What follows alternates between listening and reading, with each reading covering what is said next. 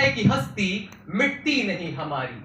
सदियों रहा है दुश्मन दौरे जहां हमारा, सारे जहां से अच्छा हिंदुस्तान हमारा। मेरे समक्ष बैठी भारत की तकदीर को मैं सलाम करता हूं। यहां पर उपस्थित सभी गुरुजनों एवं निर्णायक मंडल को मैं प्रणाम करता हूं।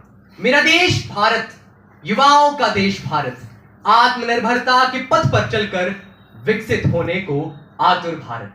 145 कोटि भारतीयों की महत्वाकांक्षाओं को आवाज देते हुए आज मैं उस भारत की बात करता हूं जिसका इतिहास गौरवशाली, जिसका भविष्य उज्जवल और जिसका वर्तमान अद्भुत है। मैं उस भारत की बात करता हूं जिसे वेदों की ऋचाओं ने जन्म दिया, जिसे राम कृष्ण और बुद्ध ने पाल पोस कर बड़ा किया, जिसे राम कृष्ण और बुद्ध ने पाल पोस कर बड़ा किया, जिसके माथे मुकुट हिमालय, सीने से गंगा बहती है, चरणों में झुका समंदर है। मैं उस भारत की बात करता हूं, मैं उस भारत की बात करता हूं जो सन 47 में आजाद हुआ और एक नए दौर का आगाज हुआ। तब ना कारखाने थे न रोजगार, बची थी तो सिर्फ चंद उम्मीदें और लबालब भरा आत्मसम्मान। और उसी आत्मसम्मान की स्याही से इस देश ने आत्मनिर्भर होने का संकल्प अपने मनोभाव में अंकित किया। बदलते वक्त के साथ भारत भी बदला और भारत का भाग्य भी। और मित्रों, मुझे गर्व है कि दशकों पहले लिया वो संकल्प आज आकार ले रहा है। और ये वही भारत है जहां पोखरण के रण से विश्व ने हमारी शौर्य गाथा सुनी। स्वनिर्मित पृथ्वी, अग्नि, ब्रह्मोस सरीखे न जाने अनेकों शस्त्र धारण करके भारत निरंतर सशक्त बन रहा है। इसरो कभी मंगलयान तो कभी चंद्रयान पर चढ़कर आकाश गंगा की गहराइयों में भारतीय ज्ञान का परचम लहरा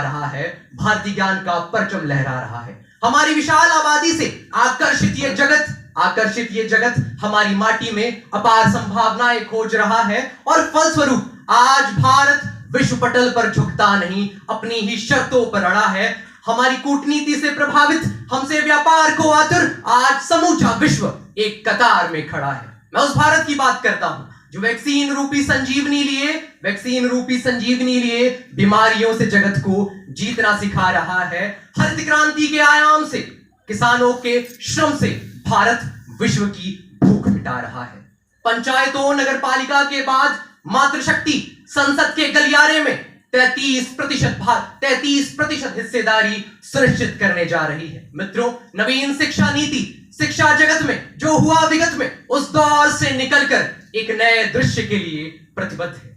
पर जरा ठहरिए, आज मैं सिर्फ भारत की गौरव गाथा नहीं, सोए हुए सच को भी जगाने आया हूं। आपको बताने आया हूं कि बेशक भारत महान है, पर समृद्धि के शिखर पर बैठना हमारी पहचान है।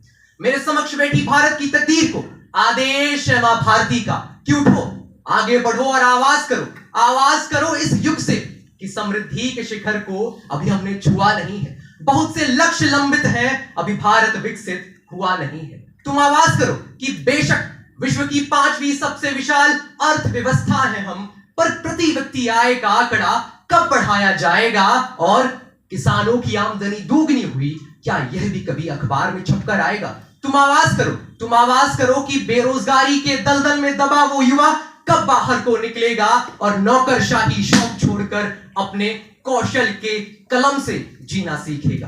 तुम आवाज करो कि पन्नों में बेशक भारत एक युवा देश अंकित है, बेशक हम एक युवा देश हैं, पर आजादी से अब तक संसद में बैठी सरकारें युवा नहीं अपितु बूढ़ी नजर आती हैं। तुम आवाज करो नीति निर्माताओं से, जिस विकास के जिन रास्तों पर अनुसंधान ना हो, उस रास्तों पर अंकुश लगाया जाए। मित्रों, हमारे सामने ये जो विकसित भारत की राह में ये जो अड़चनें आ खड़ी हुई हैं, इसका एक और एकमात्र समाधान है जागृत युवा।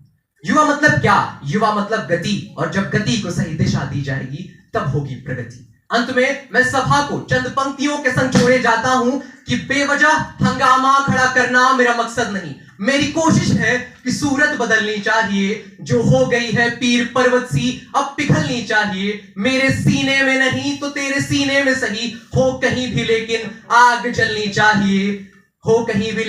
जलनी चाहिए। इस हिमालय से भी एक गंगा निकलनी चाहिए, जो हो गई है पीर पर्वत सी अब पिघलनी चाहिए। वंदे मातरम।